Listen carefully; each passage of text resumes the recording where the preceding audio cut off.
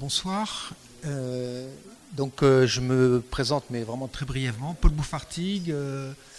J'ai une carrière de chercheur CNRS en sociologie du travail, sociologie des mondes du travail derrière moi. Et ces questions continuent à me passionner, surtout quand il s'agit d'actualiser en fonction de ce qu'on a sous les yeux, tous les jours, un peu mes réflexions qui sont souvent bousculées finalement. On n'a plus beaucoup de certitudes et finalement c'est au cœur du métier de chercheur et je trouve ça toujours aussi stimulant.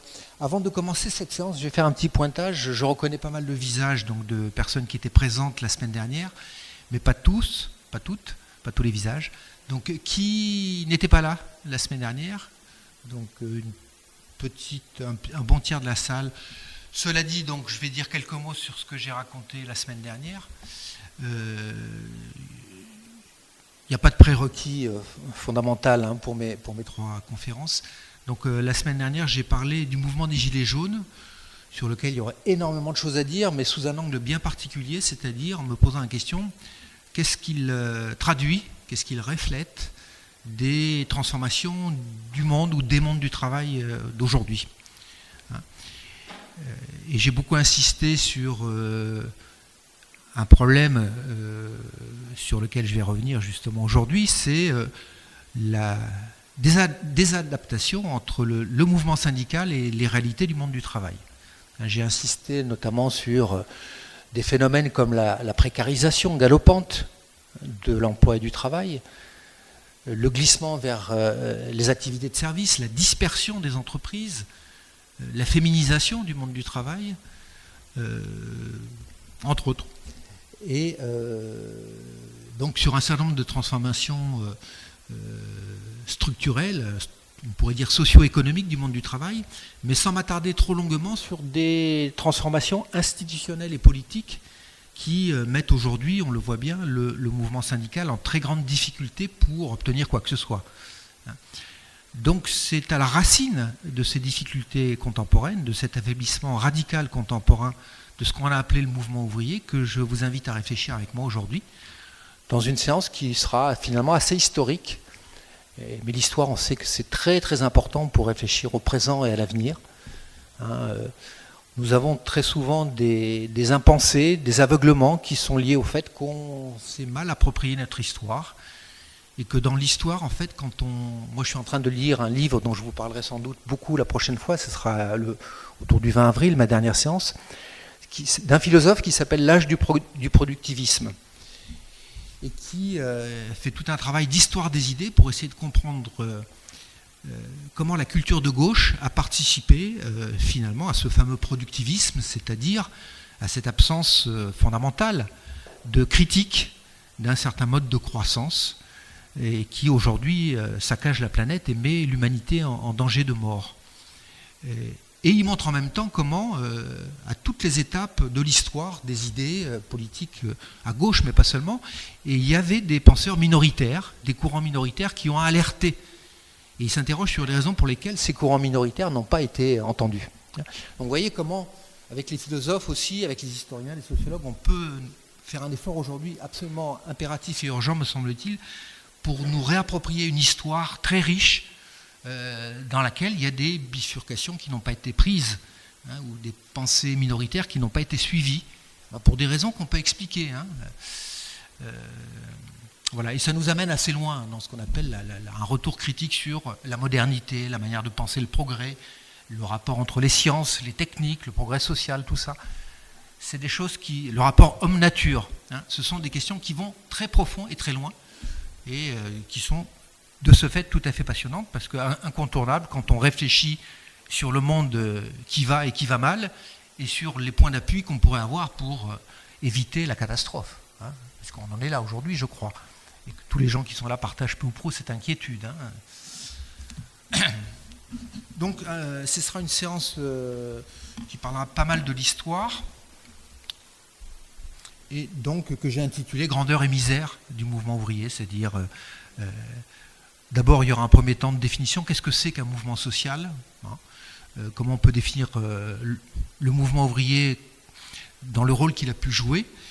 et dans quelle mesure cette représentation d'un mouvement social un peu au centre d'une dynamique d'une société qui était la société industrielle, comment cette représentation d'un mouvement social nous amène à réfléchir aujourd'hui de manière peut-être un peu limitative aux mouvements qui se développent, comme le mouvement des Gilets jaunes.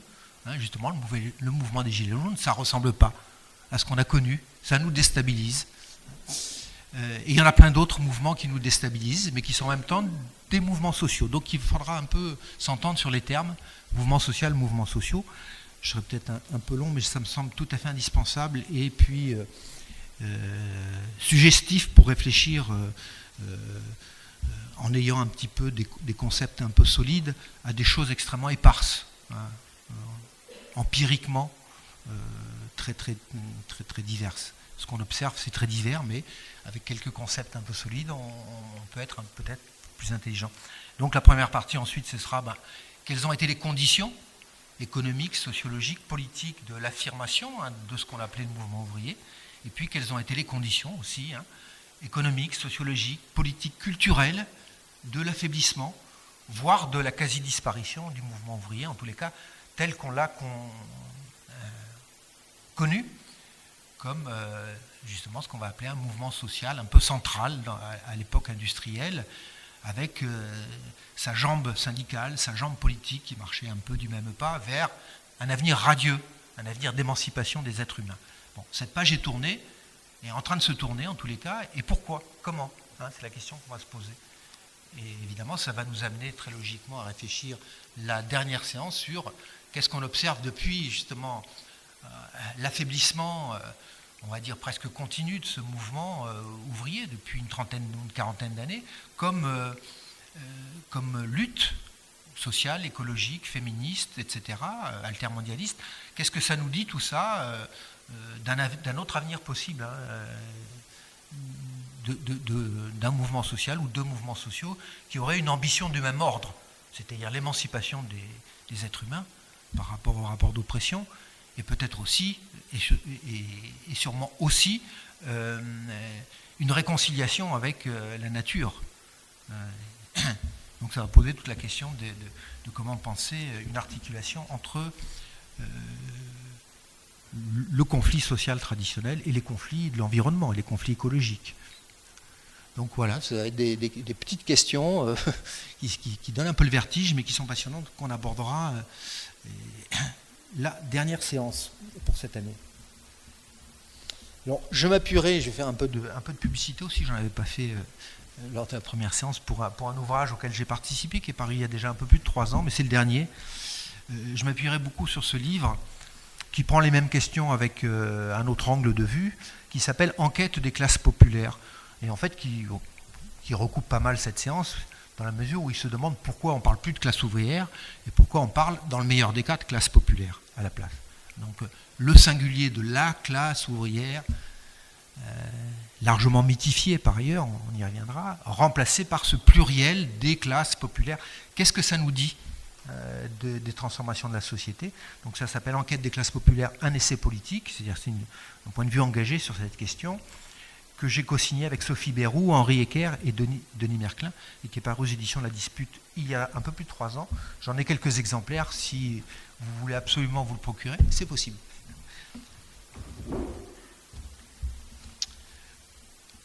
Alors d'abord une précaution que je crois avoir déjà prise la dernière fois, je me limite principalement au cas français, et un peu élargi à l'histoire de l'Occident industriel. Quand on parle de disparition d'affaiblissement radical du mouvement ouvrier, qu'est-ce qui se passe dans les nouveaux ateliers du monde que sont l'Asie aujourd'hui? J'en sais trop rien, je ne suis pas un spécialiste, mais je suis sûr qu'il y a des conflits du travail, des luttes syndicales ou quasi-syndicales quotidiennes pour des choses qu'on a connues depuis 2 siècles ici, c'est-à-dire défendre des conditions de travail décentes, un salaire décent et une réduction de la durée du travail. Enfin, on travaille dans des conditions de surexploitation en Inde et en Chine qui ont peu à envier à notre 19e siècle. Mais on ne peut pas être omniscient, donc je vais parler un peu de ce que je connais un peu. Alors, qu'est-ce qu'un mouvement social? Je crois que c'est important de s'entendre un peu sur les termes.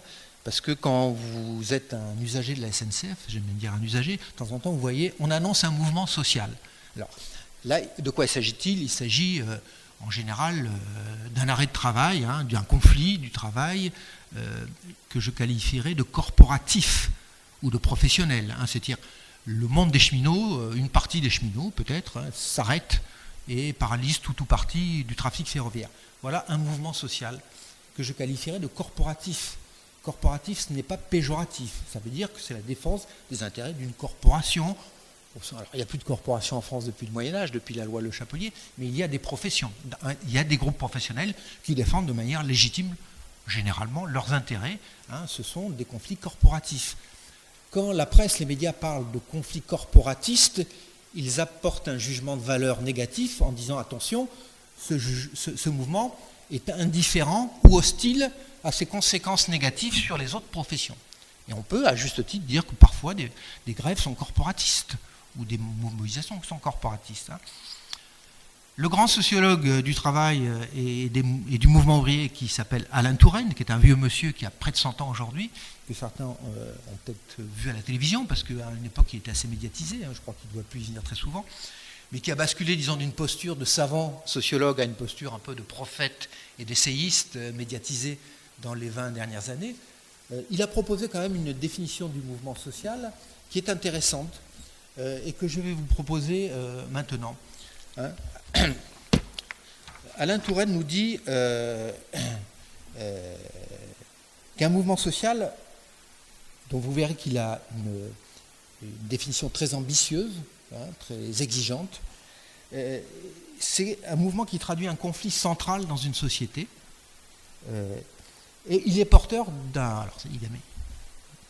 ce que Alain Touraine appelle l'historicité. Donc un mot encore qui peut paraître un peu jargonneux et un peu savant.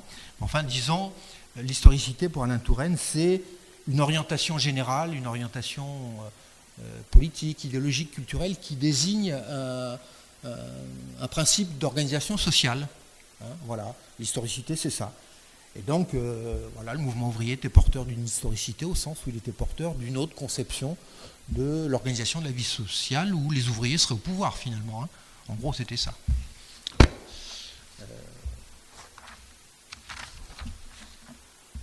Alors, pour Alain Touraine, pour qu'un mouvement social, au sens très fort du terme, hein, qu'il définit, se constitue comme tel, il lui faut 3 conditions où la structuration à partir de 3 principes qui vont le former.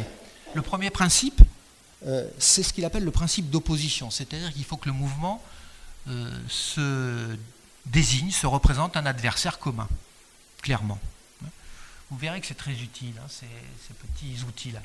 Le principe d'opposition, c'est quel est mon adversaire. Si je ne sais pas quel est mon adversaire, si mon adversaire est anonyme, invisible, ça devient compliqué de me mobiliser et de lutter.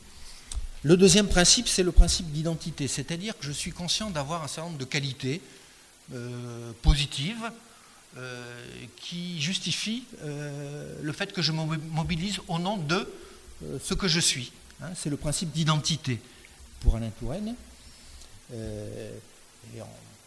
précise que l'identité, le sentiment d'identité ou d'appartenance positif, se construit en même temps dans le conflit. Hein. Il n'y a pas d'abord un sentiment d'identité, ensuite conflit. Non, il y a dans le conflit, on s'aperçoit qu'on a des intérêts communs, ça crée des solidarités, ça crée des appartenances. Hein. Mais donc c'est le deuxième principe d'identité. Et le troisième principe, c'est le fameux principe d'historicité, c'est-à-dire que le groupe mobilisé, l'acteur mobilisé, ne se définit pas seulement contre un adversaire et pour promouvoir ses propres intérêts, hein, ses propres qualités, ses propres appartenances, mais au nom d'un principe supérieur, le principe d'historicité, au nom d'un autre mode d'organisation de la société auquel peuvent se rallier des gens d'autres groupes sociaux. Hein. Et donc, effectivement, on peut considérer qu'à une époque historique, pas si lointaine, le mouvement ouvrier correspondait à ces 3 principes. Et donc Alain Touraine et d'autres sociologues du travail ont longuement étudié l'histoire ouvrière, l'histoire de l'organisation du travail industriel, ses différentes phases, et comment, dans cette histoire de l'organisation du travail industriel, eh bien, on a toujours eu des ouvriers plus qualifiés que d'autres. Hein, on les appelait les ouvriers de métier dans un premier temps, puis les ouvriers qualifiés, les ouvriers professionnels, et puis il y avait les moins qualifiés, les ouvriers dits spécialisés, c'est-à-dire spécialisés dans une seule tâche, et les manœuvres, etc., les manutentionnaires. Hein, et donc ces deux pôles de la condition ou de la classe ouvrière ont toujours coexisté, et leur unification n'a jamais été simple. Hein.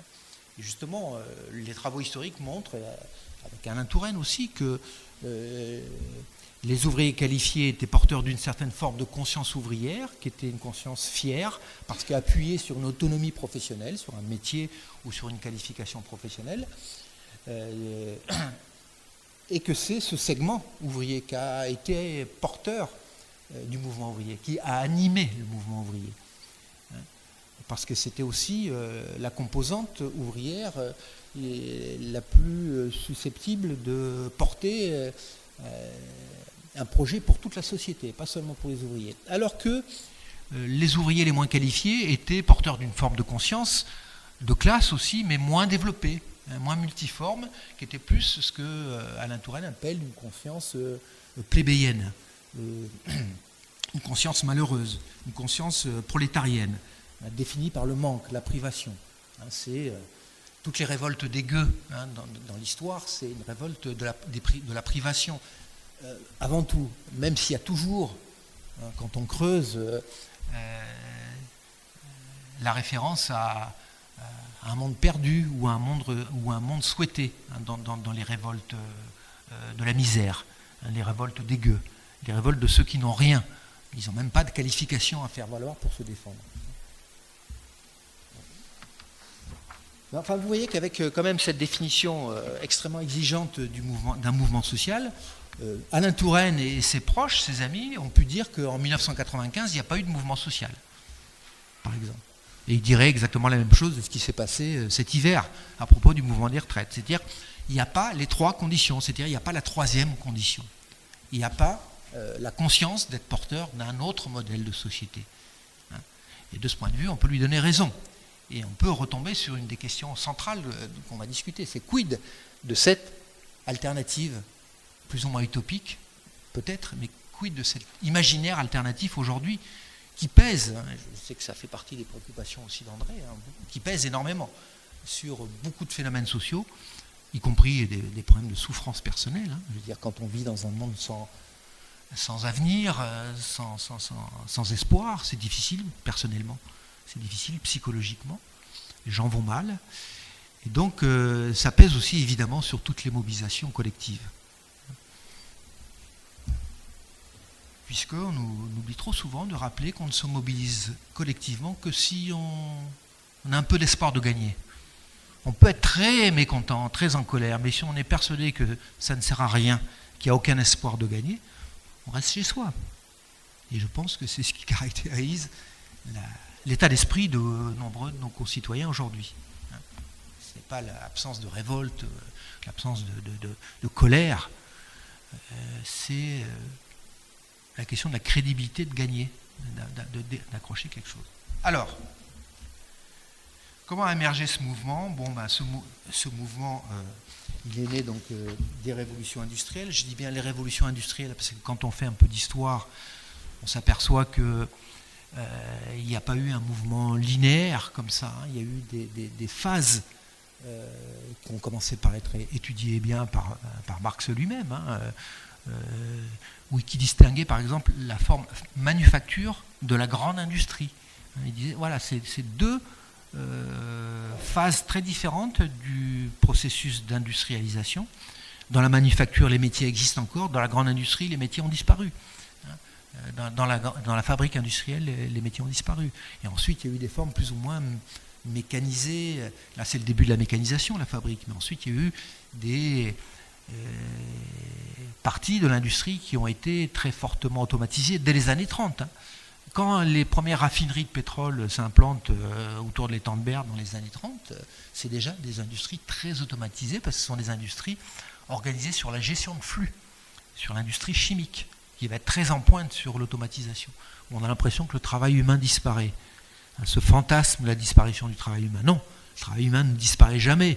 Il est refoulé de certaines parties de la production et il est aspiré dans d'autres parties qui sont plus ces aspects de maintenance, d'entretien, de conception, qui sont tout à fait stratégiques dans un processus de production automatisée. Donc voilà, c'est une histoire complexe, c'est une histoire aussi très variable selon les pays. Vous savez que la France a connu un développement industriel très tardif et très lent.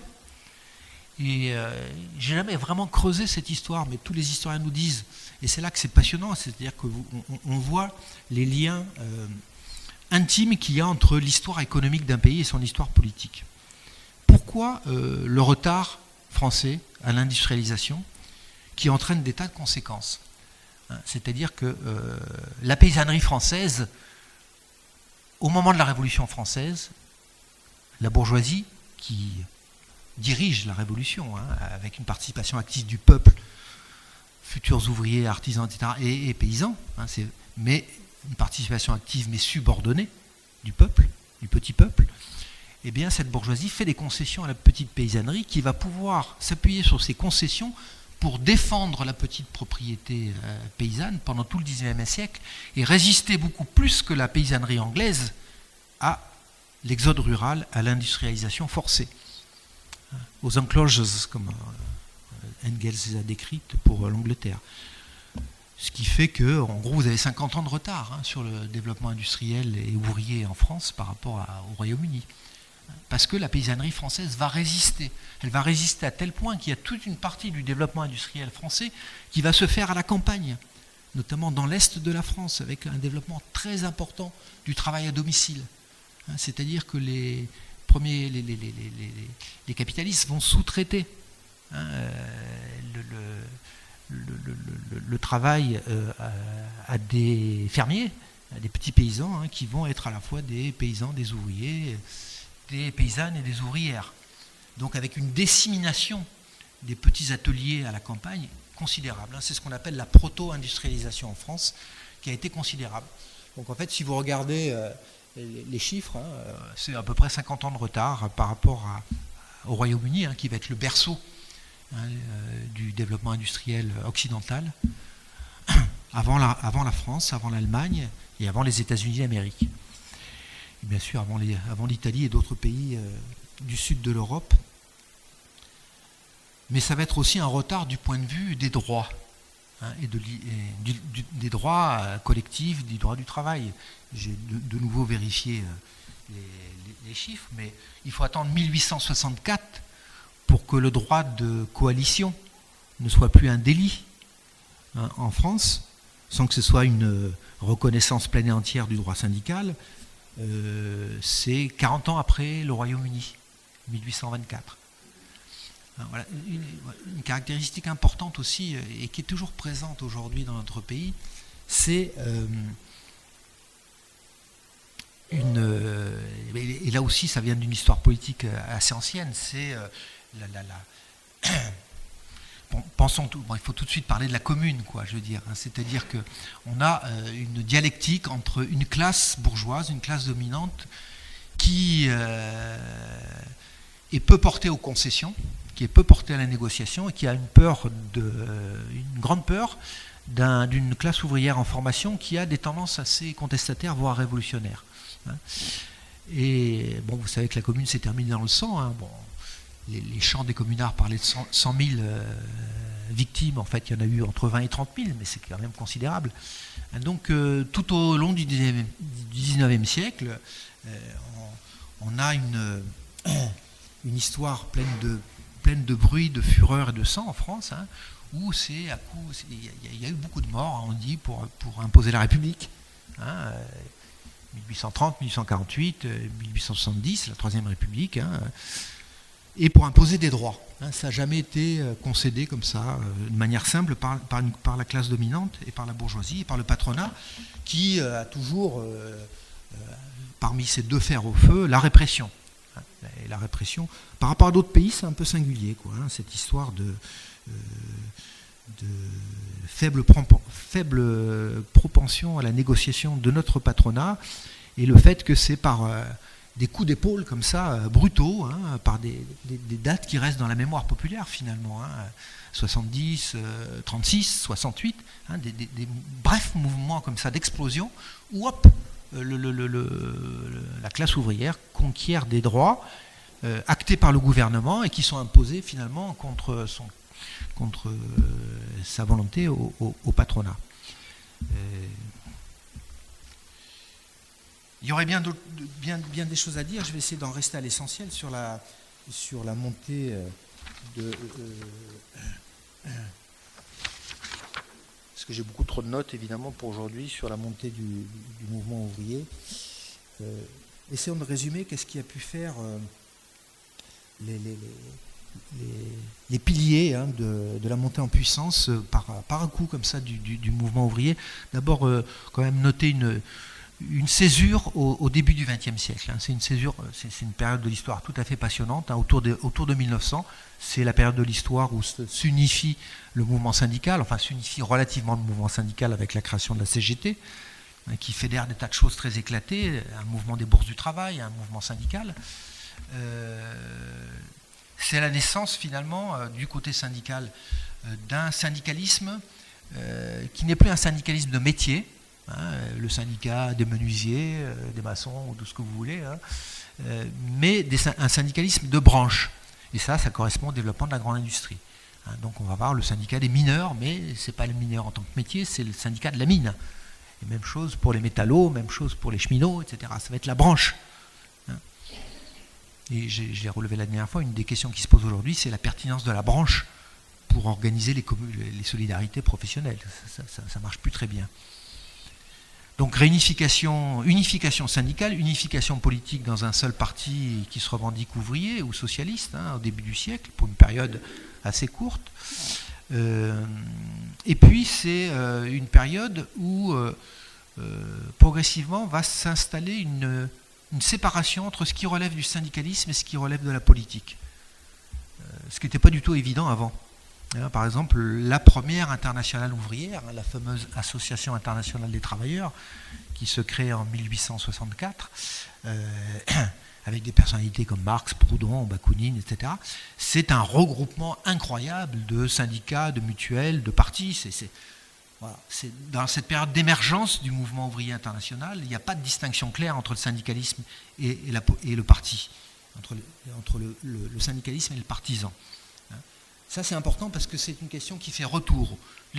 Pour les Gilets jaunes, le Gilet jaune, est-ce que c'est un mouvement syndical ou politique? Il revendique à la fois le référendum d'initiative citoyenne, plus de démocratie directe, et en même temps une augmentation du pouvoir d'achat. Donc on est sorti, vous voyez, enfin on revient à cette question de la pertinence d'une division entre ce qui relève du syndicat, du revendicatif, et ce qui relève du politique. Et d'ailleurs, cette question n'a jamais été vraiment tranchée dans le mouvement syndical français, puisque la charte d'Amiens, célèbre pour ça, donc le congrès d'Amiens, je crois que c'est en 1906, si ma mémoire est bonne. C'est pas le premier congrès fondateur de la CGT, mais c'est un des premiers congrès de la CGT.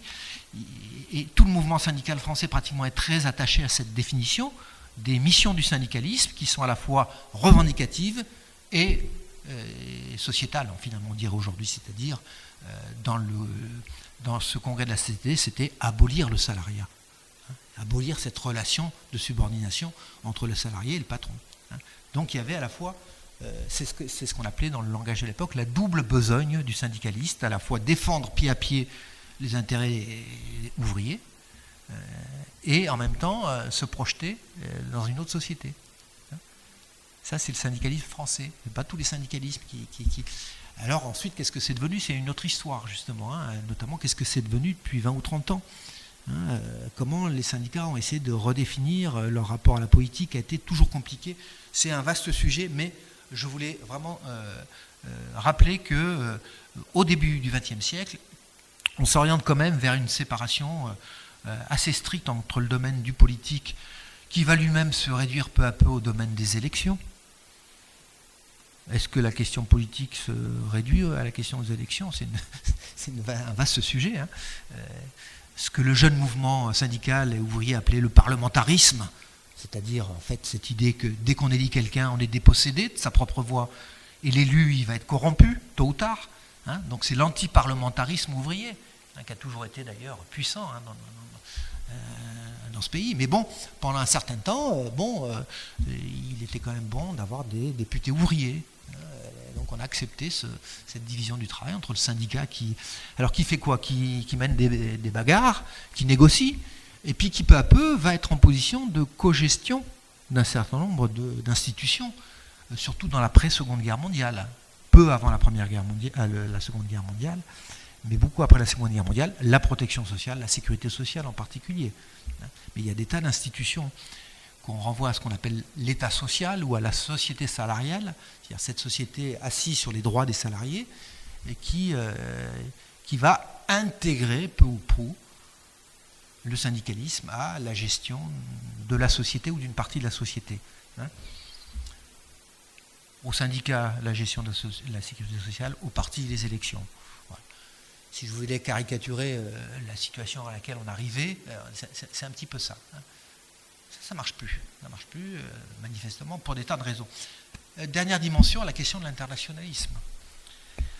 Des fois, quand on lit, y compris, j'ai relu le chapitre écrit par mon camarade et collègue Henri Ecker concernant la première partie de ce qu'on appelle la formation de la classe ouvrière dans ce livre, où il y a des phrases un petit peu lyriques sur l'internationalisme ouvrier. Alors effectivement, si on regarde l'Association internationale des travailleurs de Proudhon et de Marx, il y a de l'internationalisme, effectivement, dans une partie très minoritaire et très éclairée hein, des représentants ouvriers. Mais est-ce que cet internationalisme a pénétré dans les profondeurs du monde ouvrier de la Troisième République, par exemple? Ben non. Et la meilleure preuve, c'est que la Seconde Internationale, hein, qui naît sur les décombres de la Première Internationale dans les années 1880, si ma mémoire est bonne, cette Seconde Internationale qui avait promis une grève générale des prolétaires pour empêcher la catastrophe d'une guerre mondiale, sur le territoire européen notamment, a été incapable d'appeler les travailleurs à la grève générale pour empêcher ce qui a été quand même la première grande catastrophe mondiale écologique aussi. Hein, j'aime bien rappeler que toutes les guerres du XXe siècle sont des catastrophes écologiques monstrueuses. Et d'ailleurs, c'est pendant la Première Guerre mondiale, à partir de la Première Guerre mondiale, qu'on apprend à maîtriser un certain nombre de produits chimiques qui vont bien servir dans l'agro-industrie après.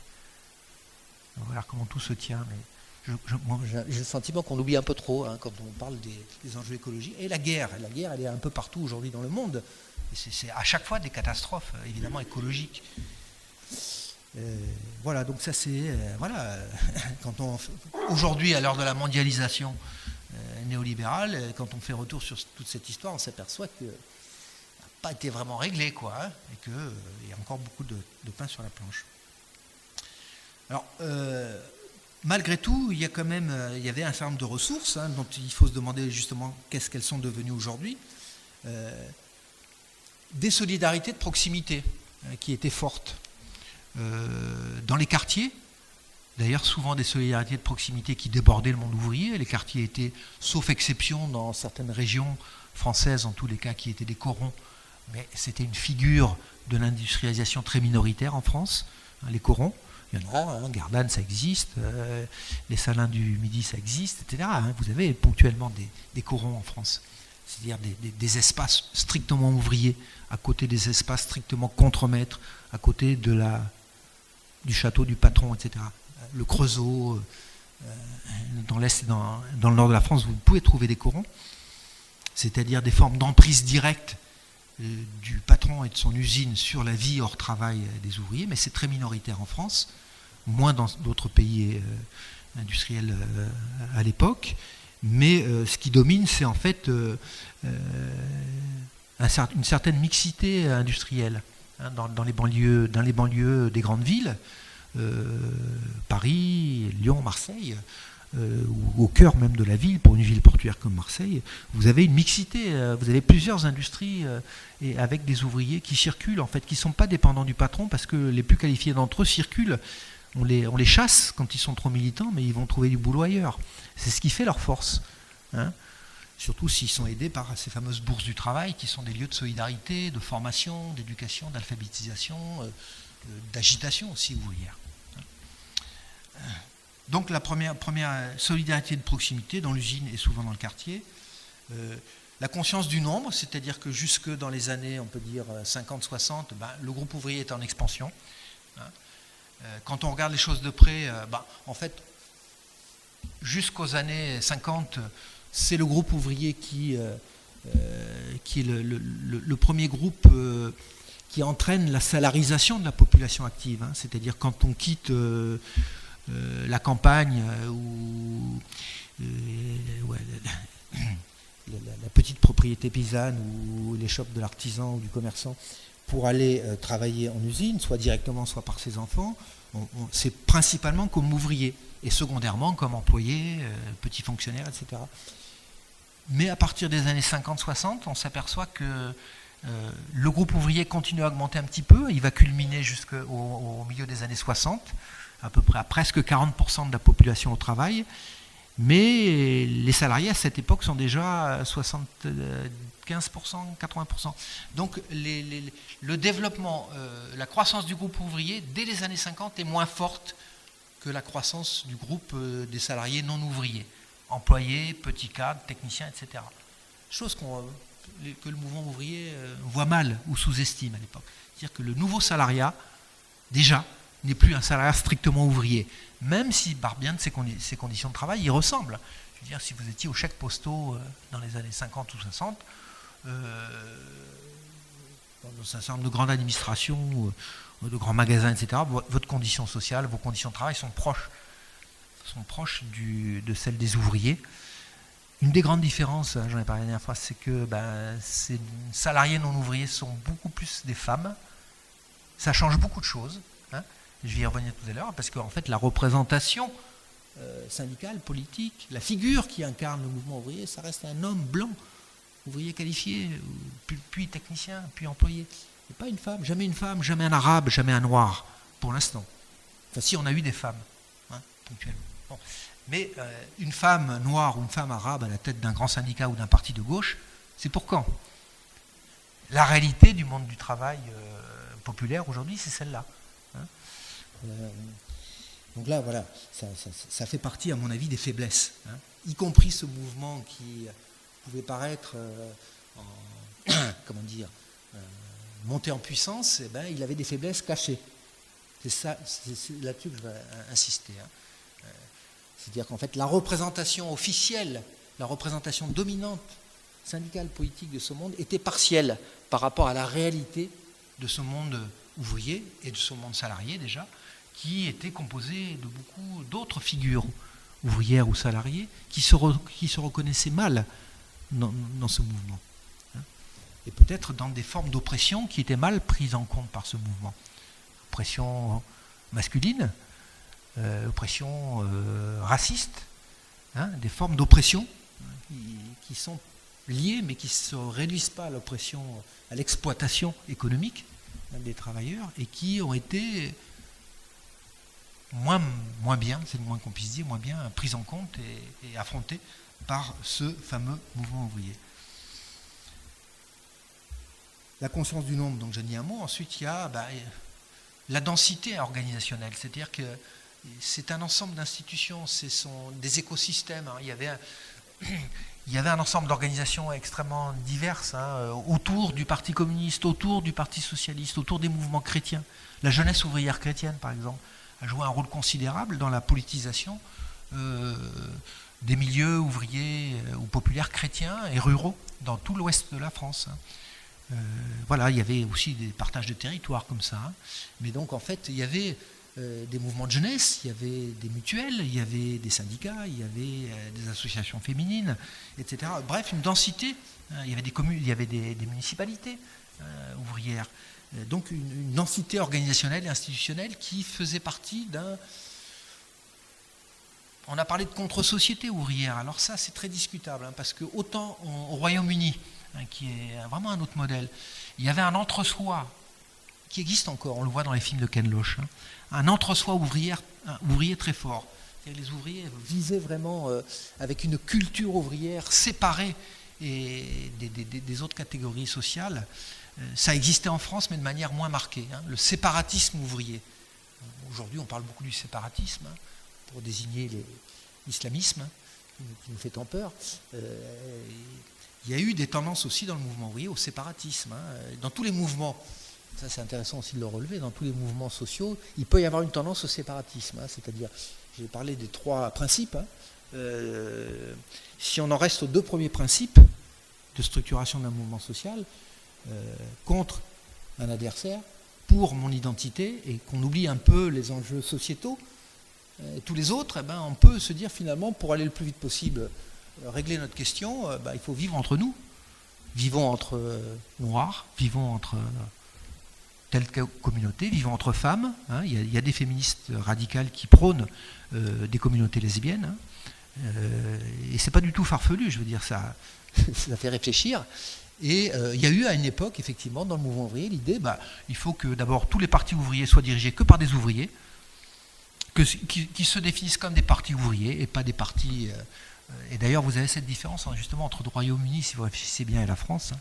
Le parti travailliste, c'est un parti du travail, donc qui fait référence au Labour, qui fait référence à ce qu'on appelait la classe ouvrière.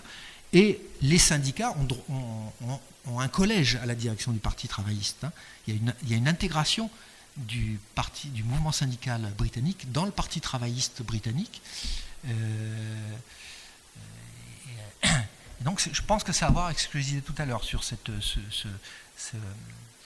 culture ouvrière séparée très très forte qu'on a connue au Royaume-Uni et moins en France. Alors qu'en France, très tôt, les partis ouvriers se sont pas définis que comme des partis ouvriers, mais comme des partis porteurs d'un projet de société pour tout le monde, soit socialiste, soit communiste, soit ce que vous voulez, mais il n'y a pas de parti groupuscule, certes, mais il n'y a pas eu de grand parti se disant, depuis plus d'un siècle, se disant je suis un parti ouvrier. Non, je suis plus que ça. Je suis un parti socialiste, par exemple, et je prétends m'intéresser et m'adresser au-delà des ouvriers à toute la population. Réfléchissons bien à ça. Donc ça, c'est un mot sur la question de la densité organisationnelle. Et puis, alors là, j'en ai déjà dit un mot, on va faire un paquet avec la composante, on va dire, politique, culturelle, symbolique de ce mouvement, c'est-à-dire un mouvement qui partage des représentations optimistes de l'avenir, c'est-à-dire que finalement ça va vers le mieux et nous on est porteurs d'une accélération de ce mouvement vers le mieux, le progressisme qui est profondément en crise aujourd'hui, cette idée de progrès, c'est-à-dire l'avenir meilleur, un avenir radieux, on parlait même, et puis ça peut aller jusqu'à, et là j'aime bien citer, peut-être faire une petite citation, puisque le moment de la pointe avancée dans l'espace culturel de ce qu'on appelait la classe ouvrière, du mouvement ouvrier, les 2 choses devenant quasiment synonymes, c'est le cinéma. Et c'est le cinéma et c'est Jean Gabin. C'est 36, et c'est la période 36, en gros 36-50, où la libération, où là on a une conjoncture très courte, où finalement c'est le communisme dans notre pays qui est en pointe, avec une influence électorale quasi majoritaire du PC chez les ouvriers, et puis le prestige de l'Union soviétique comme ayant porté la victoire contre le nazisme. Là aussi c'est pendant une petite période euphorique de la libération. Peu à peu les yeux vont se dessiller devant l'horreur stalinienne, mais il faut bien constater qu'à ce moment-là, il peut y avoir une fierté à être ouvrier, y compris parce que les ouvriers sont représentés positivement sur la scène culturelle, et en particulier au cinéma. Je vais citer le fondateur d'un mouvement qui s'appelait Peuple et Culture, qui s'appelle Benigno Cáceres, qui disait de Jean Gabin qu'il ne jouait pas l'ouvrier, qu'il était l'ouvrier. semblable à ces millions d'autres qui venaient de se mettre en grève en mai-juin 1936. Les travailleurs se sentaient pour la première fois représentés dans le cinéma français. Jean Gabin, à lui seul, personnifiait la classe ouvrière. Voilà cette parenthèse, je dirais, enfin ce moment où le mouvement ouvrier apparaît le plus fort, c'est 36, 45, 47, et où, j'insiste là-dessus, c'est vrai aussi sur le plan des représentations culturelles, quoi. La positivité ouvrière, elle déborde sur le plan culturel. Et vous voyez bien à quel point on en est loin, hein, depuis une trentaine ou une quarantaine d'années. Hein, à quel point la page s'est tournée. Le théâtre populaire faut voir le théâtre populaire de Vitesse. Enfin, un certain nombre de grands intellectuels qui sont engagés du côté du mouvement ouvrier, hein, Gérard Philippe, etc. Le théâtre, par exemple, hein, le théâtre porteur de aussi grands projets de démocratisation, etc. Tout ça, c'est des épisodes sur lesquels il faudrait revenir pour réfléchir un peu à l'avenir. J'ai parlé déjà un peu longtemps, donc je vais accélérer ou alors condenser mon propos sur les facteurs de la crise. Je vais aller très vite sur les facteurs socio-économiques parce que j'en ai déjà un peu parlé la dernière fois. Et ce sont les mieux connus. Hein, c'est-à-dire l'infrastructure, pour parler comme Marx, les bases matérielles de la puissance du mouvement ouvrier sont liquéfiées. Hein. C'est en particulier l'effondrement des forteresses ouvrières, tout ce que j'ai raconté la dernière fois, la dispersion, les choses qu'on voit assez simplement, y compris le recul numérique du groupe ouvrier, et la dispersion, la précarisation, des choses très connues, des choses sur lesquelles on insiste un peu moins, c'est, vous vous souvenez du premier principe pour qu'un mouvement social se constitue, c'est un adversaire identifiable. Quel est l'adversaire identifiable aujourd'hui? Dans beaucoup d'entreprises, très compliqué. J'ai parlé de ces gilets jaunes qui étaient dans des petites entreprises où ils se sentaient finalement très solidaires du patron, qui lui-même était dans une position de sous-traitance par rapport à un grand groupe. Donc finalement, petit patron et gilets jaunes, ouvriers ou contremaîtres, dans le même bateau contre la firme multinationale. Mais la firme multinationale elle-même, c'est quoi? Elle est basée où? Qui est à sa tête? Quels sont les rapports entre les dirigeants et les actionnaires? Qui sont les actionnaires? C'est quoi un fonds de pension américain, etc. Vous voyez comment la question de qui est l'adversaire se complique pour le salariat aujourd'hui. Peut-être pas trop pour les salariés du secteur public et des services publics où là, apparemment, on a le président de la République est directement en direct avec nous. Mais pour le salarié du privé, c'est vraiment compliqué. C'est aussi la question donc de l'internationalisme, des frontières nationales. Le mouvement ouvrier est relativement fort, hein, des années 50-60, c'était un mouvement ouvrier dans le cadre d'un État relativement protectionniste. Hein, c'était avant la mondialisation. C'était un État qui, avec De Gaulle en France par exemple, impulsait un certain nombre de réalisations productivistes, on dira plus tard, hein, et auquel adhérait ce mouvement ouvrier. Hein. Pensons à la question du nucléaire, sur laquelle on pourrait revenir.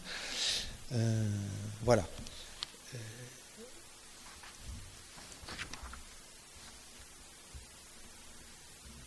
Alors, principe d'opposition qu'à l'adversaire, c'est sacrément compliqué. Principe d'identité, mais finalement, qu'est-ce qui nous unit? Qu'est-ce qui nous unit entre l'intérimaire, l'ouvrier, la vendeuse, la caissière? Qu'est-ce qui fait lien dans ce salariat très dispersé, très éclaté, très différencié aujourd'hui, éclaté par les statuts d'emploi, dispersé par les lieux de travail, parfois par le télétravail? Voilà, hein, qu'est-ce qui fait lien entre nous, hein, qui n'a plus son lieu de travail même. Il ne vit pas sur son lieu de travail, on en reparlera par exemple. Et puis la question de l'historicité, ben, finalement c'est peut-être la question encore la plus délicate, la plus compliquée, qu'elle nous mobiliser pour quel avenir commun, quoi. Pour quel avenir commun. Alors j'en viens à des facteurs qui sont moins connus, que j'appelle les facteurs politiques et culturels. J'en relèverai 3, et ce sera la fin de mon intervention, parce que je vois qu'à juste titre, certains d'entre vous commencent à fatiguer, parce qu'on dit toujours que 50 minutes c'est un maximum. Même il y en a qui font plus long, mais qui arrivent à tenir éveillé un public pendant 1h15, je suis admiratif. Première chose, j'y ai fait allusion, c'est que ce mouvement ouvrier n'a jamais représenté la totalité de la classe ouvrière et a fortiori salariale. Donc c'est la question des rapports de domination qui ont été occultés par l'histoire des luttes ouvrières et salariales. J'ai cité les grands rapports de domination classiques aujourd'hui, qui font d'une certaine manière retour depuis 20 ou 30 ans dans l'actualité des luttes, c'est-à-dire la lutte féminine et la lutte contre le racisme. On parlera un peu plus de la question de l'écologie plus tard. Donc premier point, l'absence de représentation de segments importants, très très importants du salariat.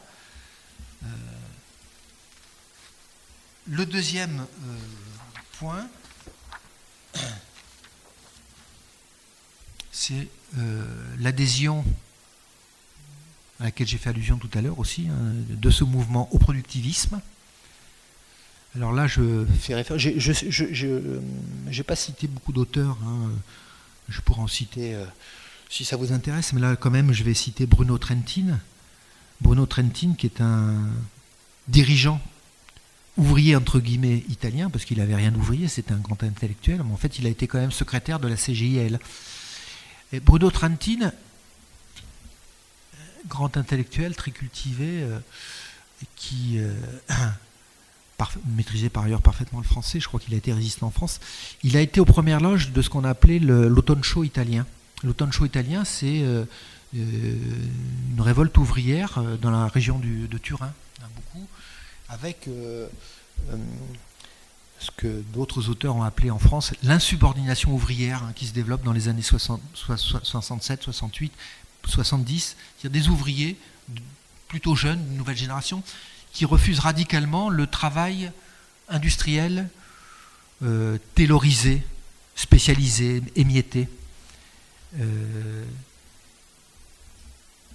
Et Trentin a beaucoup réfléchi sur la portée de ce mouvement, alors qui va être très très intéressant, en particulier parce qu'il va se traduire en Italie par la conquête de droits nouveaux en matière de formation continue et de protection de la santé au travail. Un mouvement tout à fait passionnant, avec des liens aussi tissés avec des intellectuels. Et Bruno Trentin réfléchit à la manière dont le mouvement ouvrier, dans sa majorité, dans ses courants majoritaires, a finalement adhéré au mode de développement fondé sur l'organisation scientifique du travail, ce qu'on appelle le taylorisme ou le fordisme. C'est-à-dire le fordisme en particulier côté travail à la chaîne, popularisé par Charlie Chaplin des temps modernes. Et le fordisme, c'est aussi le consumérisme, c'est-à-dire pour pouvoir produire à la chaîne des millions de voitures identiques, il faut aussi des consommateurs qui puissent l'acheter. Donc ce type d'organisation du travail va de pair avec le consumérisme, c'est-à-dire redistribuer quand même un peu la plus-value, les richesses produites pour les travailleurs, de manière à ce qu'ils puissent s'acheter ces biens de consommation jetables.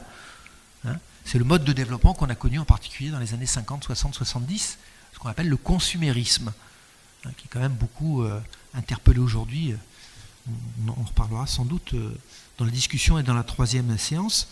Donc Trentin montre comment culturellement le mouvement ouvrier, il a adhéré à ce mode de développement industriel par la division scientifique, dite scientifique du travail, en reportant à des lendemains qui chantent, à des jours meilleurs, un autre système social, finalement la réappropriation du travail par les travailleurs, la démocratie dans le travail. Il a dit ça, c'était une catastrophe. Et c'était une catastrophe parce que ça n'a pas marché, La preuve, c'est qu'on en est toujours là. Hein. Et ça a été une catastrophe aussi parce que ça, et ça c'est peut-être le plus porteur de la critique de Trentin, c'est de dire que aller de pair avec ce refus de la critique de la hiérarchisation du travail, de la spécialisation du travail en miettes, aller de pair la délégation de pouvoir, la démocratie de représentation dans le mouvement syndical et ouvrier. Je m'explique. À partir du moment où on ne fait pas trop confiance aux travailleurs pour prendre appui sur leur savoir-faire, pour inventer une autre manière de travailler, pour démocratiser le travail sans attendre un bouleversement social d'ensemble, eh ben, on ne fait pas confiance non plus aux travailleurs pour prendre le pouvoir dans leurs organisations syndicales ou politiques. C'est-à-dire qu'en fait, les organisations syndicales et politiques ont reproduit un modèle de hiérarchie, de division hiérarchique du travail entre le militant exécutant et le responsable dirigeant, qui est celui de l'appareil d'État, qui est celui de la grande usine, qu'on retrouve partout dans la société. Ce système mortifère de la délégation de son pouvoir aux dirigeants.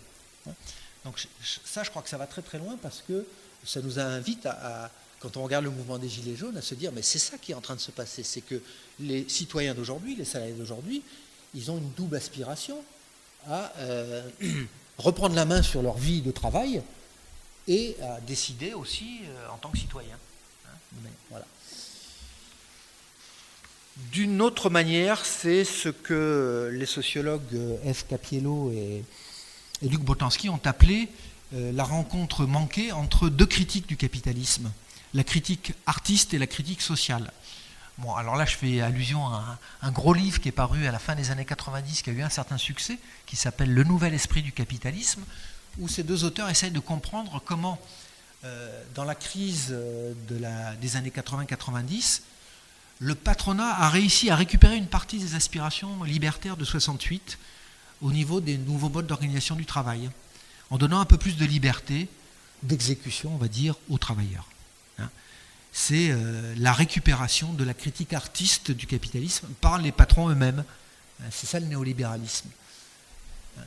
Donc en fait, ils font toute une histoire des critiques du capitalisme, et effectivement, quand on refait l'histoire des différents penseurs qui ont critiqué ce système social, il y en avait qui étaient plutôt sur la question sociale, les injustices, l'oppression sociale, et d'autres qui étaient plutôt sur la critique de l'aspect manque d'authenticité des individus, marchandisation de la société, enfin c'est un terme qu'on utilise de manière plus récente, enfin, la manière dont ce système social sépare les individus les uns des autres et tend à réduire les relations humaines à des relations d'objets.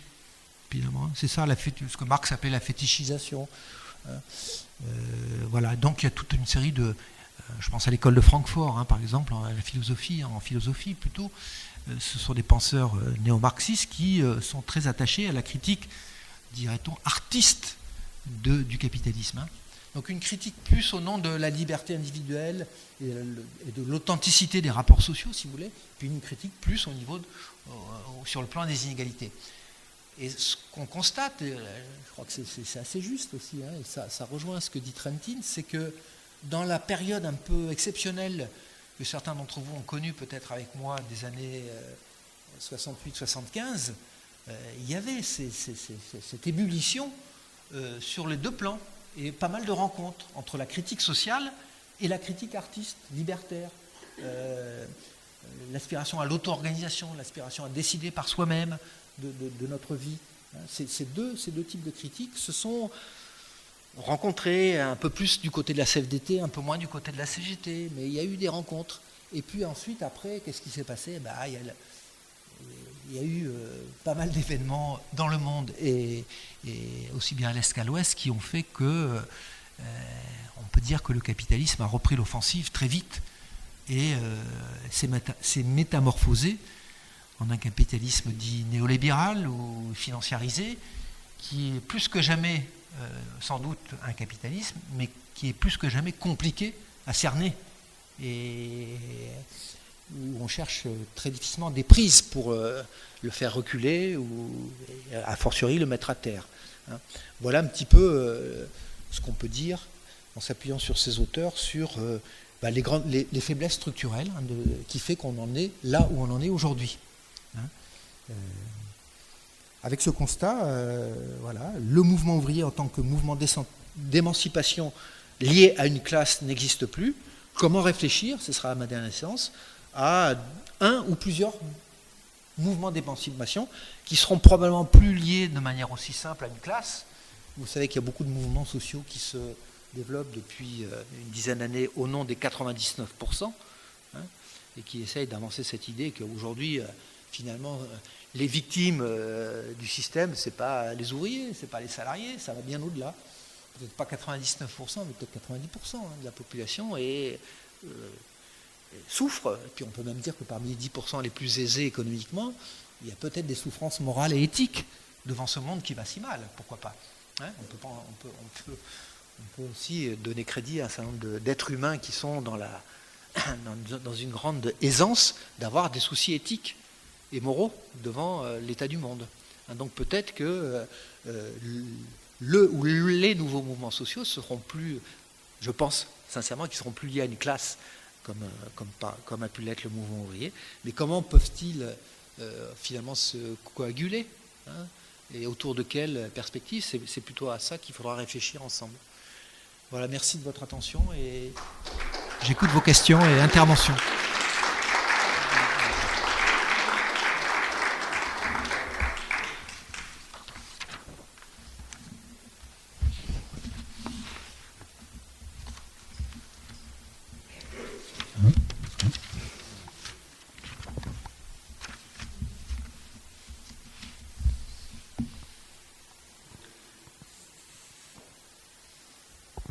Bonjour.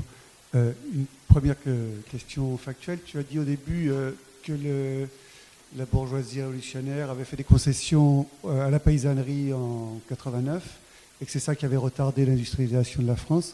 Tu n'as pas dit quelles concessions, Probs.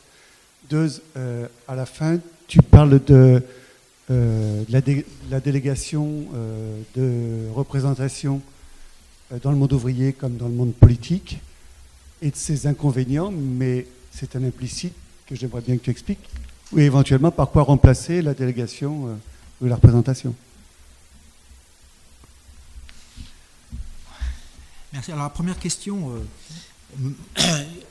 est un peu difficile pour moi qui ne suis pas historien, donc je vais essayer de résumer ce que j'ai cru comprendre, hein, mais je pense qu'on doit pouvoir trouver des très bonnes sources qui l'expliquent. Hein. J'ai rencontré sous la plume d'historien plusieurs fois cette idée, jamais très explicitée, hein, jusque maintenant, y compris chez Gérard Noiriel, par exemple, hein, qui a fait l'histoire populaire de la France, et puis plus anciennement le Creuset français, l'histoire des ouvriers, etc. Et si j'ai bien compris, si on compare par rapport au modèle britannique, c'est là, par exemple la question des biens communaux. Hein. Au Royaume-Uni, les biens communaux ont été qui permettaient à la paysannerie de vivre, parce qu'ils étaient sans doute encore plus développés qu'en France, et ils ont été enclos pour pousser à la misère les paysans qui utilisaient ces biens communaux, hein, ces terrains communaux, et pour les pousser vers les usines. Et ça a été vraiment extrêmement violent. Hein. En France, on n'a pas eu ce modèle. Les biens communaux n'ont pas été privatisés à la Révolution française, en tous les cas pas entièrement. Et puis ensuite, alors ça, ce sont des choses que je maîtrise moins bien, la petite propriété paysanne a été protégée par un certain nombre de règles concernant la transmission, l'héritage, etc., qui ont fait que, et ça c'est un constat, hein, quand on compare l'histoire sociale française avec l'histoire notamment britannique, mais d'autres pays voisins, la paysannerie française a longtemps résisté à l'expropriation et à l'exode rural, quoi, parce qu'elle avait des ressources. Et d'ailleurs aussi, c'est quelque chose aussi que j'aime bien rappeler, des grandes différences entre la crise des années 30 en France et la crise des années 30 dans d'autres pays, en particulier aux États-Unis. c'est qu'en France, il y avait encore une paysannerie très nombreuse, beaucoup d'ouvriers qui étaient encore soit des ouvriers paysans, c'est-à-dire tantôt travaillant à la ferme, tantôt travaillant à l'usine. Ça a été un modèle aussi très, très, très important, par exemple, autour de Peugeot-Sochaux, ça. Dans les années 80-90, je ne sais même pas si ça n'existe pas encore, l'ouvrier paysan. Soit l'ouvrier paysan, soit l'ouvrier récemment devenu ouvrier, qui était quelques années auparavant paysan, est retourné travailler à la ferme au moment des fermetures d'usines, au moment de la grande crise des années 30. Ce qui fait que quand vous observez la montée du chômage dans les années 30 en France, c'est important, mais c'est beaucoup moins important et moins dramatique que dans d'autres pays, parce qu'il y avait cet espace rural comme espace de repli pour les ouvriers. Et puis moi, je suis toujours frappé par la présence symbolique de le salon de l'agriculture, quoi. En France, c'est quand même... On est vraiment dans un pays qui a du mal à tourner la page de ses origines, de ses racines rurales, quoi. Il y a un décalage entre, moi je vois même dans mon village, le décalage entre la représentation que les candidats aux élections municipales se font du poids des paysans dans l'électorat et leur poids réel. Vous savez qu'aujourd'hui, c'est 2,5% dans la population active officielle, les paysans, les agriculteurs, 2,5%. Alors certes, si on ajoute les parents, les enfants, les cousins, cousines, ça fait plus de monde. Mais quand même, quoi, il y a ce décalage qui est quand même assez fascinant, qui dit beaucoup de choses, je trouve. Alors, comment sortir des formes de démocratie de représentation, de délégation de représentation? C'est tous les débats depuis 10, 15, 20 ans maintenant sur la démocratie participative. Il y a beaucoup de réflexions, il y a toute une littérature, aussi bien, enfin surtout d'ailleurs dans l'espace public, dans l'espace politique, dans l'espace de la commune, beaucoup moins dans l'espace du travail, bien que j'en parlerai la prochaine fois aussi, il y a quand même aussi des idées sur l'espace du travail, consistant à dire, effectivement, à partir du moment où on raisonne sur une collectivité humaine étendue, l'auto-organisation pure et simple n'est pas possible. Il faut donc des formes de représentation. Et quelles sont les conditions qui éviteraient à ces formes de représentation de dériver vers des formes d'appropriation et de dépossession? C'est ça la question. Qui peuvent être mortifères. Oui, tout à fait. Donc j'ai pas de solution, mais je crois que c'est un grand débat et qu'il y a plein d'idées entre les mandats impératifs, entre les tirages au sort. Voilà, peut-être qu'André a des idées, parce qu'il réfléchit là-dessus depuis des années.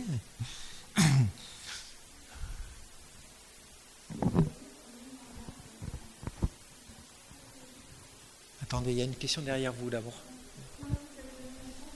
Le mandat impératif, le mandat impératif, c'est-à-dire nous vous désignons pour nous représenter, mais c'est pour dire ça, ça, ça et ça, et pas forcément ce que vous pensez. C'est pour dire ce qu'on pense nous. Il y a aussi, ça va de pair avec l'idée qui était très forte chez les Gilets jaunes de dire nous on veut bien discuter, mais on filme. On veut bien discuter avec le président ou avec le Premier ministre, mais on veut que ce soit filmé, c'est-à-dire contrôlé. Ce qui est quand même assez subversif, quoi, je trouve. Et d'ailleurs, pour l'instant, c'est niette, en face. Oui, bonsoir. Sur l'agriculture, je crois que, à mon sens, il faut se rendre compte ces dernières années du poids de certains syndicats professionnels agricoles. Je pense notamment aux céréaliers qui avaient toujours quelques ministres dans tous les gouvernements et qui ont peut-être toujours d'ailleurs, ce qui explique d'ailleurs l'étendue des champs de blé du bassin parisien. Ils ne sont pas très écologiques, mais ils sont très puissants, ces gens-là, les céréaliers. Et un peu plus en aval dans le circuit économique, il y avait aussi le syndicat des boulangers qui pendant des décennies a été extrêmement puissant. Alors aujourd'hui, il est un peu contesté par les fast-food et autres briocheries, machin, truc. Mais le syndicat des boulangers, c'était énorme, hein, jusqu'aux années 80-90. Enfin voilà, ça c'est pour l'agriculture, sans parler du syndicat avicole et j'en passe, qui ont toujours eu des lobbies un peu partout. Hein. Voilà.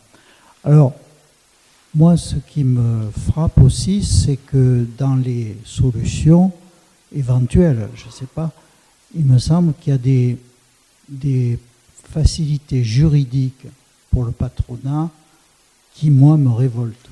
Je m'explique. Vous avez une entreprise, vous avez une loi qui dit, par exemple, qu'il faut un comité d'entreprise à partir de 50 salariés. Enfin, je ne sais pas si ça a changé, mais à l'époque, c'était comme ça. L'entreprise qui arrive, le chef d'entreprise qui arrive à 50, il arrive à 40, 48, 50, il se dit, je vais être obligé de créer un comité d'entreprise. Qu'est-ce qu'il fait? Il fait qu'il transforme son statut juridique d'entreprise en groupe et il crée 3 filiales avec 15 salariés dans chaque et bonsoir Clara, il n'y a jamais de comité d'entreprise. Et ça, juridiquement, c'est tout à fait légal. Et moi, ça me révolte. Vous voyez. De même pour la formation continue, lorsque vous atteignez le taux de formation continue obligatoire, même chose, hop, on filialise. Et ceci, pas uniquement les multinationales. Hein. Je parle même des PME. Hein. Voilà. Alors, je crois que le problème, il est beaucoup juridique, à mon sens. Alors, je ne sais pas si c'est une piste, mais il y a beaucoup à faire dans le droit, me semble-t-il. Il faudrait que les salariés s'emparent de ces problèmes juridiques. Voilà. Je ne sais pas si c'est possible. Bon, sur la question de la représentation du monde agricole, bon, vous avez tout à fait raison. Hein, c'est un joli cas d'école, comme quoi un groupe professionnel peut être représenté par une fraction extrêmement privilégiée, ce qui a quand même justifié aussi la création d'autres syndicats, comme la Confédération paysanne. Mais c'est vrai que c'est quand même assez valeureux de voir que beaucoup de petits agriculteurs se reconnaissent dans la FNSEA, qui est ce que vous dites. Hein. Mais il y a sans doute des tas de raisons qui peuvent l'expliquer. Alors, j'ai signalé la dernière fois que le droit du travail, c'était une dimension importante de la fragilisation du monde du travail depuis une trentaine d'années aussi. Hein, je veux dire, le basculement, ça se fait pendant les années 80. Quoi. Ça s'amorce un peu avant, puis il se fait dans les années 80. Depuis, c'est une succession de réformes, entre guillemets, ou de contre-réformes, et de défaites. Avec cette idée, c'est le néolibéralisme, c'est que le droit du travail, c'est un obstacle à la compétitivité, à la mondialisation, et donc il faut que le droit du travail se transforme en outil de flexibilisation et de compétitivité. Donc tout ce qui fait entrave à la flexibilité au plus près des réalités productives va être un obstacle. Et on n'en a pas fini, hein, et ça n'a pas de fin. Par exemple, je crois savoir que les seuils, ces fameux seuils, qui sont 10 salariés en général pour la représentation du personnel. Ensuite 50, ça c'est très important pour un CE, pour un certain nombre de droits. Et puis ensuite c'était 250 c'était 50 pour le CHSCT qui n'existe plus justement, etc., etc. Il est question depuis un certain temps aussi de faire sauter carrément les seuils. Alors là il n'y aura plus de contournement à avoir puisqu'il n'y aura plus de seuil. Ou alors ce sera de manière beaucoup plus progressive qu'il y aura ce qui reste des droits. Donc que vous répondre qu'effectivement il n'y aura pas de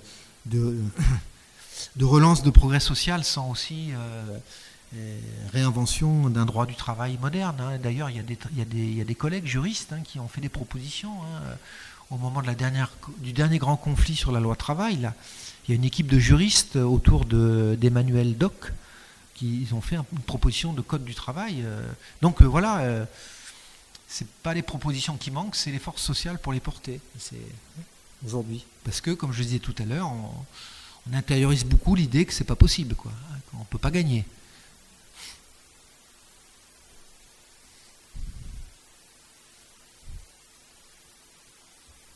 Le micro est là. Ouais.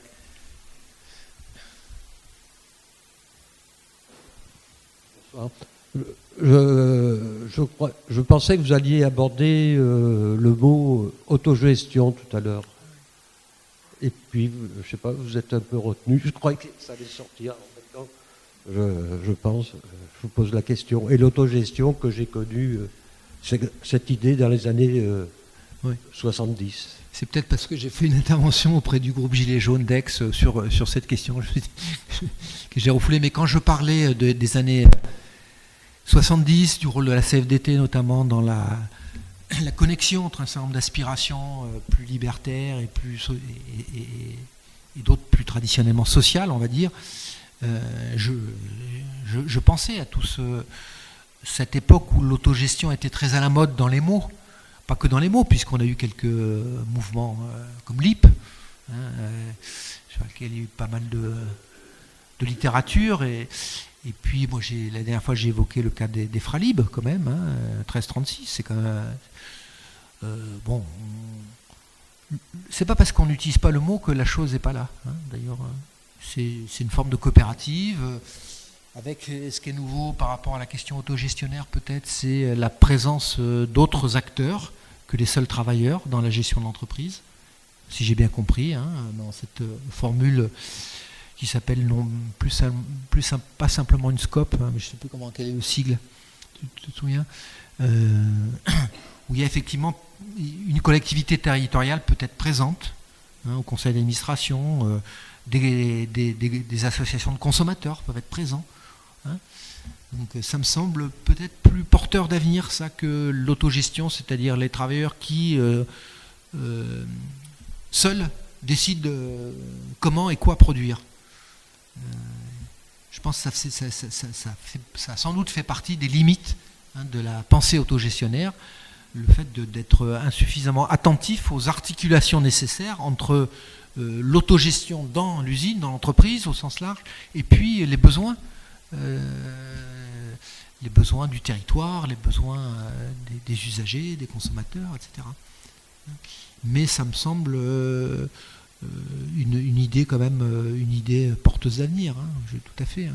C'est en fait l'auto-organisation, plus largement. Le souci d'auto-organisation ou d'organisation directe, c'est quelque chose de très puissant. Un des facteurs positifs quand même dans nos sociétés, c'est l'élévation du niveau d'instruction et d'éducation.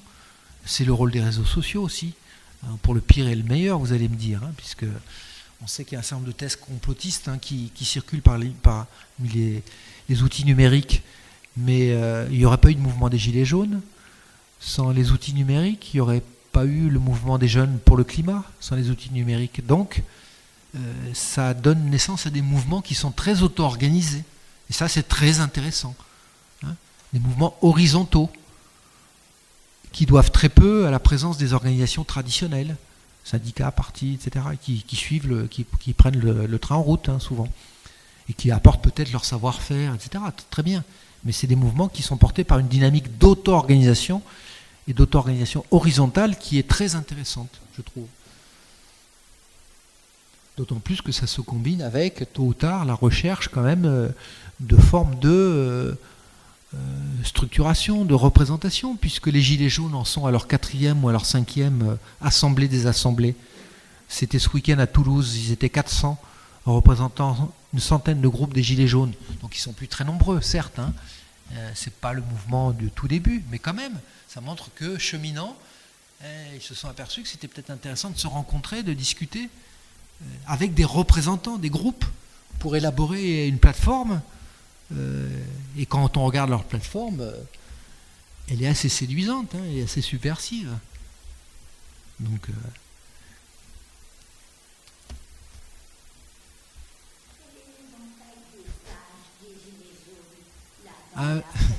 ça c'est une question à laquelle je peux répondre, puisque je l'avais noté à partir des enquêtes qui ont été faites dans ma première conférence. En gros, enfin bon, c'est pas le pourcentage détaillé qui vous intéresse, mais le gros paquet, c'est entre 30 et 50 ans. Vous avez quasiment une... Oui, vous avez, je crois que c'était une petite moitié des gilets jaunes qui avaient entre 30 et 40 ans, entre 30 et 50 ans, excusez-moi, et puis ensuite une minorité plus jeune et une minorité plus âgée. Voilà. Et dans les plus jeunes et les plus âgés, les âges limites? Les âges limites, je ne sais pas. Je ne sais pas quel est l'âge du vétéran, je ne sais pas. Non, parce que moi je suis complètement coupée de ce qui se passe maintenant, je ne peux pas et je ne pourrai jamais manipuler Internet ou les courriels de sa façon suffisamment rapide et rentable pour moi. Je n'ai donc que le contact physique ou écrit. D'accord. Il y avait le monsieur derrière vous, là. Je pense qu'il y a dans alors je dis le monde ouvrier, ce qui est déjà pas adapté, une séparation qui me semble exister encore. Moi, j'ai fait mes débuts à la cité Taz à Vaux-en-Velin, dans les fin des années 50. À l'époque, à mon souvenir, les Maghrébins étaient dans des bidonvilles, et moi, j'étais dans une cité qui était extrêmement organisée et hiérarchisée, suivant le grade. On était dans des immeubles qu'on pourrait appeler des tours, qui avaient 6-7 étages. Après, il y avait l'ouvrier qualifié qui était dans des maisons qui avaient chacune simplement 4 appartements. Et puis les techniciens, il n'y avait que 2 appartements. Et puis il y avait le quartier des ingénieurs. Mais il n'y avait pas un maghrébin. C'était essentiellement à l'époque, et surtout dans les années 60 après, c'était des pieds noirs qui venaient du côté d'Oran. Il y avait beaucoup de noms espagnols. Mais il n'y avait pas un maghrébin. Et actuellement, on a l'impression aussi, donc les Maghrébins bien sûr sont rentrés comme ouvriers, mais maintenant dans le chômage, les cités ouvrières, autour des villes, qui sont à majorité maghrébine, sont à majorité chômeurs. C'est-à-dire qu'on a l'impression qu'il y a encore cette séparation, parmi le salariat, si on veut dire, mais le petit salariat, qui existe encore. J'appellerais ça une séparation raciste ou raciale, ou je ne sais pas comment il faut dire. Il y a entre guillemets les blancs, et il y a les noirs et les maghrébins, et que ce n'est pas unifié du tout. Et que dans les combats de gilets jaunes même, le plus que j'ai vu, parce que je n'y connais rien, mais que j'ai vu, c'était des blancs, entre guillemets, ce que j'appelle des blancs, je veux dire. Ce serait intéressant à analyser ça. Oui, tout à fait. Alors, la première chose que j'ai envie de dire, c'est que, je suis passé très rapidement là-dessus, mais le mouvement ouvrier, de même qu'il a, dans certaines de ses composantes, hésité à rejoindre la cause de la lutte contre l'antisémitisme au moment de l'affaire Dreyfus, c'est la figure de Jules Guesde, qui disait, bon, c'est une affaire qui concerne les bourgeois plus que les ouvriers, cette affaire-là. Heureusement, grâce à la figure de Jaurès, notamment, enfin le mouvement ouvrier quand même, dans ses différentes composantes, a rapidement basculé dans la lutte contre l'antisémitisme. Mais le mouvement ouvrier a toujours eu, au XIXe siècle en tous les cas, une attitude ambivalente par rapport à la colonisation. Il y a toujours une pente dans la gauche française à cette époque-là qui était... la colonisation, c'est en même temps apporter les Lumières, ça apporter la raison au peuple colonisé. Et j'ai fait allusion aussi à la manière dont le nationalisme avait pénétré profondément les classes populaires et le monde ouvrier en France avant la Première Guerre mondiale, notamment via l'école de Jules Ferry. Il y a eu des études faites là-dessus, sur les manuels scolaires. L'esprit revanchard par rapport à l'Alsace-Lorraine, c'était très très fortement inculqué chez les jeunes au début du siècle. Et donc on n'est pas surpris que les prolétaires soient partis la fleur au fusil, c'est quand même parce qu'ils avaient été aussi baignés dans ce bain chauvin, nationaliste et revanchard. On n'en a jamais fini avec ça. Et pour parler de la période un peu plus récente, l'immigration des années 50-60 dont vous parlez, l'immigration maghrébine, il ne faut pas oublier qu'elle était perçue comme une immigration d'hommes célibataires et provisoire massivement. Ces gens-là n'étaient pas destinés à s'intégrer. C'était ce qu'on appelle l'utilitarisme migratoire. C'est-à-dire on prend les immigrés, on les exploite et ils retournent au pays vivre le temps qu'ils peuvent vivre et mourir très tôt, parce qu'ils sont très usés d'ailleurs, hein, ou avoir leurs problèmes de santé au pays, chez eux, comme ça on ne gère pas leurs problèmes de santé. C'est terrible, hein, mais c'est ce type d'usage par un certain patronat de la main-d'œuvre immigrée maghrébine, c'est très bien documenté. Hein.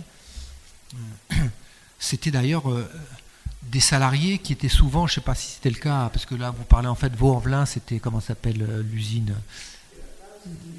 C'était la TAS qui est devenue après CTA et puis Rhône-Poulenc. D'accord, Rhône-Poulenc. Je ne sais pas si c'était le cas pour cette usine, mais c'est en tous les cas le cas pour les mines et pour Peugeot en particulier, qui envoyaient des recruteurs au pays pour faire signer à ces ouvriers des contrats de travail très particuliers avec interdiction de quitter le patron. N'oubliez pas cette formule.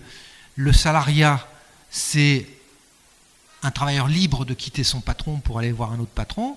C'est fondamental pour un salarié d'être libre de quitter son patron. D'ailleurs, quand il y a beaucoup de chômage, il est plus libre. Hein. Donc c'est pour ça que le chômage, c'est un vecteur d'esclavage. Mais quand on a un contrat de travail qui fait qu'on n'a pas le droit de quitter Peugeot ou les mines, eh ben, on est beaucoup plus, on est plus dominé, hein, et opprimé qu'un autre. Donc on était destiné à retourner au pays. Et cette représentation de l'immigré comme étant invité provisoirement, elle était très profonde et très généralisée. Et je pense qu'elle était intériorisée par les syndicats et par les partis de gauche aussi.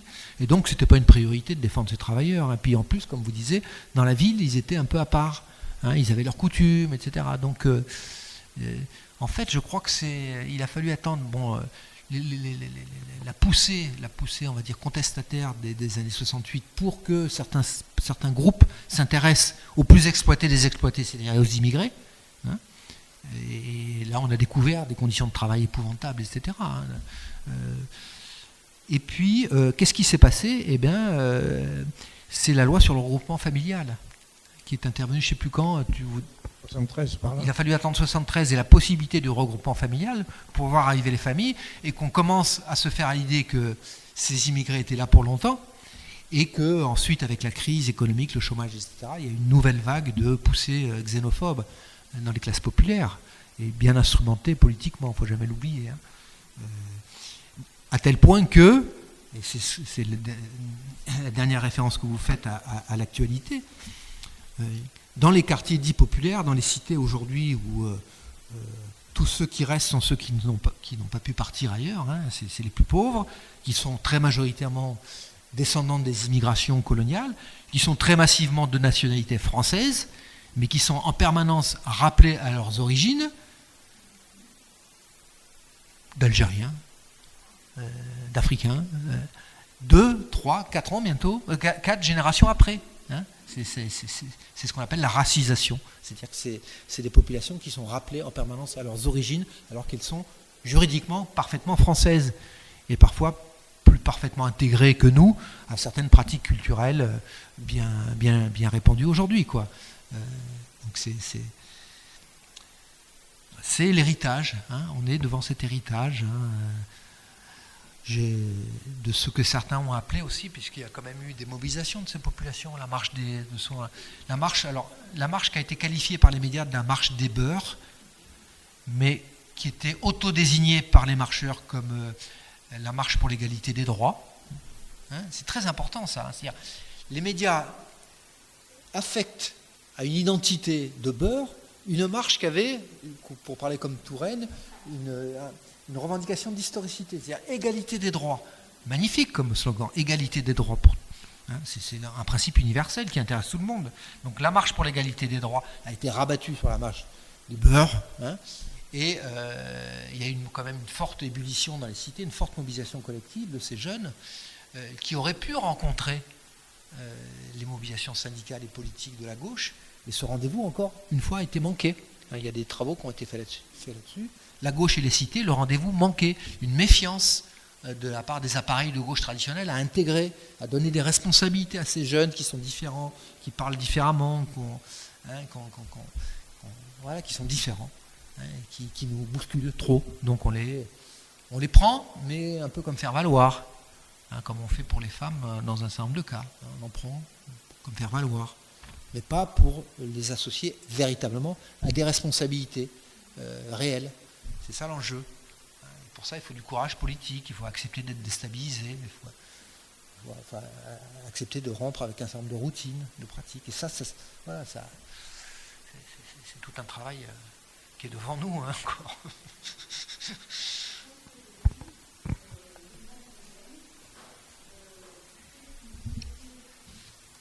Que les Maghrébins étaient plus contraints d'accepter certaines choses, ils ont été rejetés par les autres, par les ouvriers.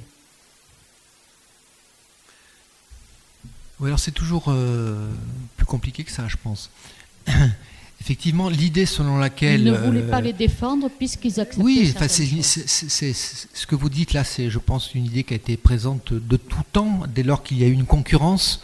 D'ailleurs pas seulement des immigrés, enfin ça peut être les femmes à un moment donné, dans le mouvement syndical à la fin du XIXe siècle étaient très hostiles à la généralisation du travail féminin qui venait concurrencer les ouvriers et faire baisser les salaires.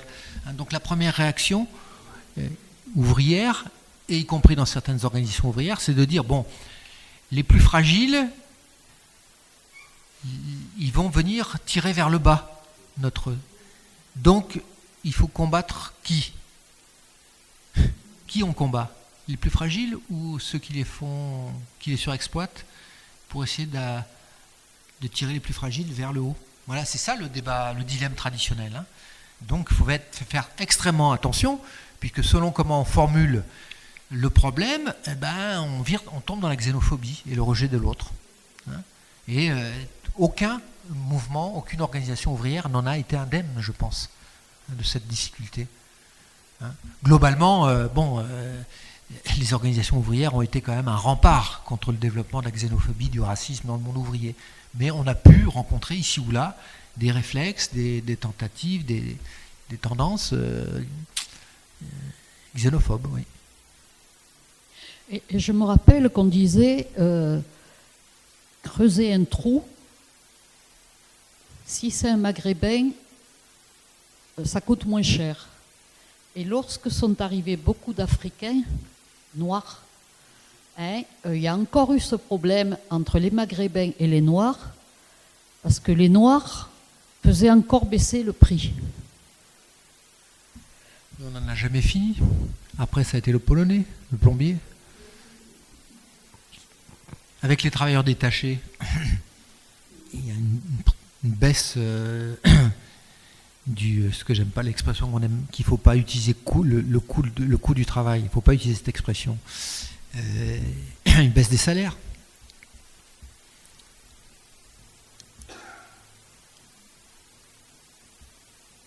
Effectivement, de toute façon, c'est difficile de donner des leçons, parce que quand on est dans la position de celui qui est menacé de perdre son emploi, parce qu'effectivement, un travailleur d'une autre couleur se propose ou se présente ou a été recherché embauché par l'employeur parce qu'il coûte moins cher, c'est difficile, très difficile comme question. Très difficile. C'est le gros problème de la logistique actuellement. Oui. Au niveau des camions, des transporteurs routiers.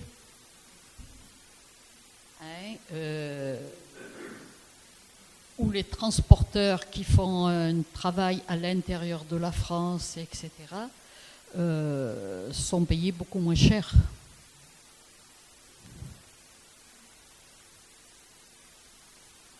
Je ne vois pas d'autre solution à cette question que de proposer, que de défendre les droits des plus fragiles. Et l'alignement des droits des plus fragiles sur les droits normaux. Salaire minimum, horaire de travail maximum, etc. etc. Il n'y a pas d'autre solution.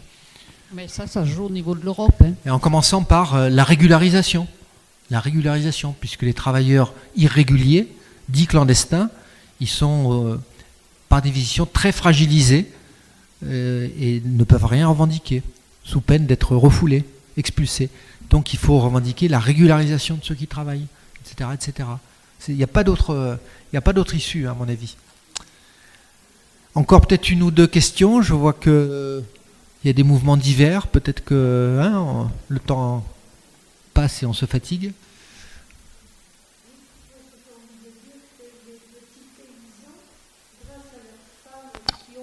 salaire à l'extérieur de leur ferme arrivent à continuer? Oui, c'est tout à fait exact. C'est vérifié dans les statistiques depuis 20 ou 30 ans.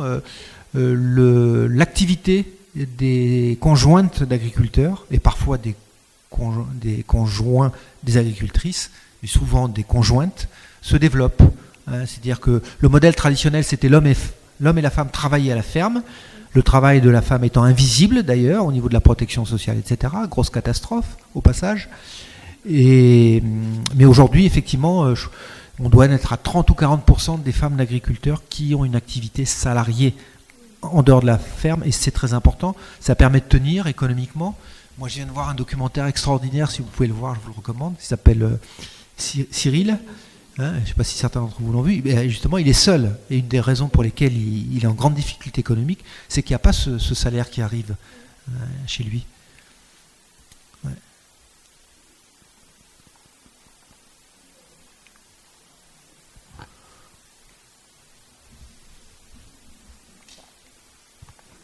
Oui, pour parler des représentativités, enfin des représentations à l'intérieur des syndicats, je travaillais au chantier naval de la Seine, enfin qui était Nord-Med en liaison avec la Ciotat et Dunkerque. Au chantier, nous étions à peu près entre 2008 et 3000 ouvriers, enfin ouvriers, ingénieurs, cadres, enfin du directeur au balayeur, si je puis dire. Et il y avait 700 femmes, c'est-à-dire qui représentaient le quart des ouvriers des chantiers de la Seine. Pas une femme était représentée au niveau du syndicat.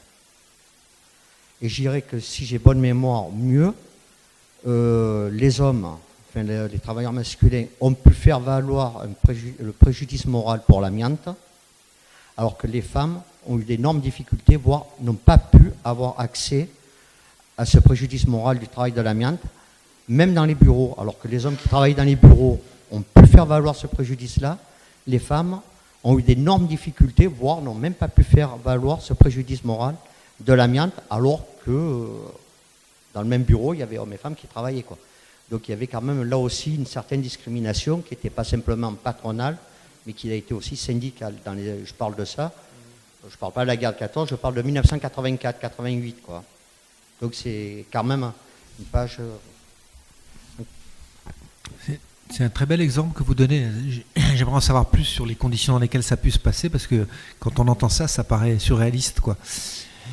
Mais pour prolonger et puis peut-être conclure cette conférence, je ne sais pas, sauf si vous voulez rester encore.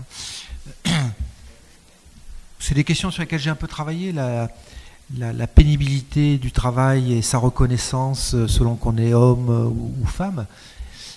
Quand on regarde comment sont construites les grilles de classification, comment sont construites les grilles de salaire, donc comment a été défini un travail pénible, un travail non pénible, etc., on s'aperçoit que ça a été fait au masculin beaucoup.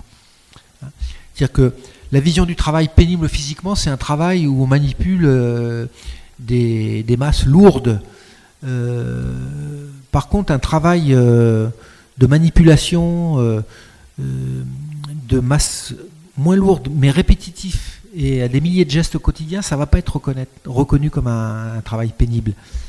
Donc ça va de pair avec des représentations, un imaginaire, comme quoi le vrai travail qui mérite quand même un sursalaire, c'est le travail ouvrier masculin, alors que le travail salarié féminin, finalement, voilà, on est dans des bureaux, c'est moins pénible. Je crois que ce sont des choses aussi qui sont en train de changer tout doucement, en particulier du fait que la première maladie professionnelle aujourd'hui, ce sont les femmes qui en sont victimes. Donc la première maladie professionnelle reconnue, ce sont les troubles musculo-squelettiques, première cause aujourd'hui de reconnaissance officielle comme maladie professionnelle, donc les TMS, et puis les fameux risques psychosociaux qui concernent autant, sinon plus, les femmes salariées que les hommes salariés. Donc osons espérer que nous sommes en train de tourner la page sur un certain nombre de fragilités fondamentales de ce qu'on a connu comme mouvement d'émancipation sous le nom de mouvement ouvrier. Et ces fragilités ont participé de sa situation actuelle, expliquent en grande partie sa situation actuelle. que quelqu'un veut poser une dernière question?